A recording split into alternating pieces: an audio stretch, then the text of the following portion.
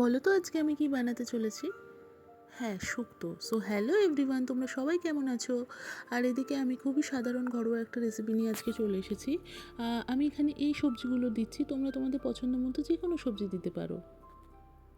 আর এদিকে কড়াইতে তেল গরম করে আমি বড়িগুলো একটু লাল লাল করে ভেজে তুলে রাখবো।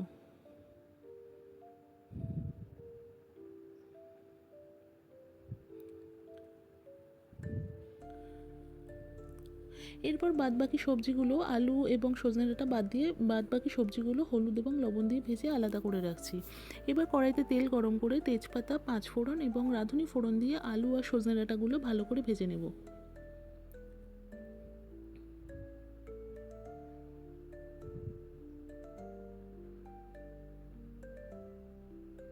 এরপর একটু লবণ দেব, লবণটা একটু বুঝে দিতে হবে, কেন কি ওই সবজিগুলো ভাজার সময় তাতেও লবণ দেওয়া ছিল। আর হ্যাঁ, উচ্ছেটা আমি এখানে এখন দিইনি, উচ্ছেটা আমি শেষে দেবো।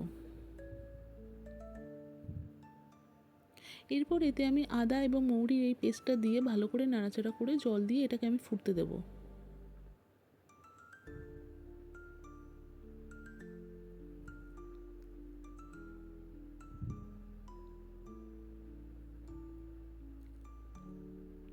এটা বেশ ভালো রকমভাবে ফুটছে। এবার আমি ওই উচ্ছেগুলো এবং বড়িগুলো দিয়ে আবার ভালো করে নেড়েচেড়ে ঢাকা দিয়ে দেবো।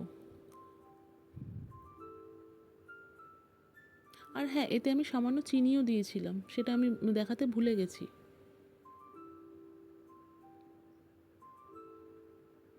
এটা ততক্ষণে ফুটতে থাকুক, আর এদিকে আমি একটা আইসক্রিম খেয়ে নিচ্ছি।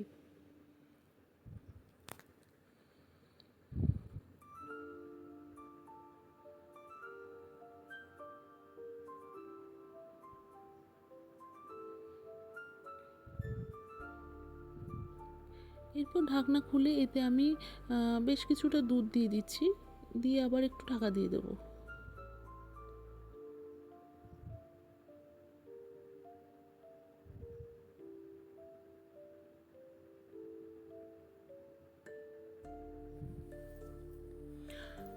সব শেষে কি, ঢাকনা খুলে আর একটু ঘি ছড়িয়ে দিয়ে ব্যাস আমাদের রেডি আমাদের এই শুক্তো। কেমন হলো জানিও কিন্তু। টাটা।